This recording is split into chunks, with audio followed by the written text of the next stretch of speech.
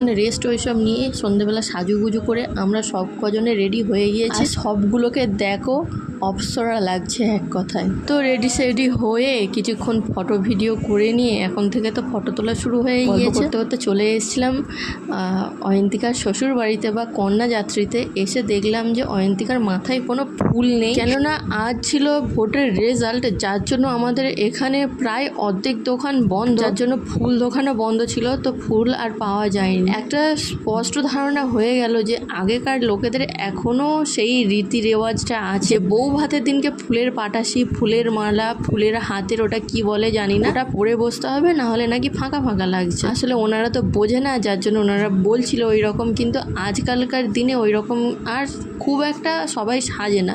Last পর্যন্ত কি করব, ওই রজনীগন্ধার যা চেন ছিল ওই নিয়েই এক সাইডে দিলাম, যাতে একটা ভরা ভরা লাগে ফটোতে।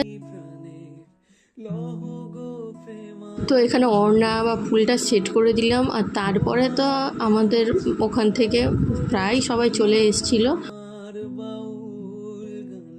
এই 2 দিনই ওকে খুব সুন্দর লাগছিল। বিয়ের দিনকে একরকম লাগছিল, আর আজকে রিসেপশনের দিনকে অন্য রকম লাগছে, পুরো বারবির ডলের মতো। মা বাবাদের তো খাওয়া হয়ে গিয়েছে, তো মা বাবাদের কাছ থেকে কটা ফটো ওইসব তুলে নিয়ে চলে এসেছি। একটা ভিডিও করতে বাকি ছিল, সেই কটা করতে।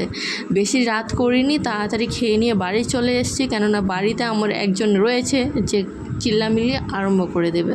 আর আমরা যখন না প্যান্ডেলে খেতে বসছিলাম, তো ওদিকে একটা লাইট দেওয়া হয়েছে, পেছনে আর একটা লাইট দেওয়া হয়েছে, কিন্তু উল্টো সাইড থেকে আমাদের ফটোগুলো নাকি খুব সুন্দর আসছে বা ভিডিও, যার জন্য ক্যামেরাম্যান আমার হাত থেকে ফোনটা নিয়ে আমাদের কয়েকটা ফটো করে তুলে দেয় বা ভিডিও করে দেয়। বেশি কিছু বলবো না, এখন আমরা খেতে বসছি। তো বসার সাথে সাথে চলে এলো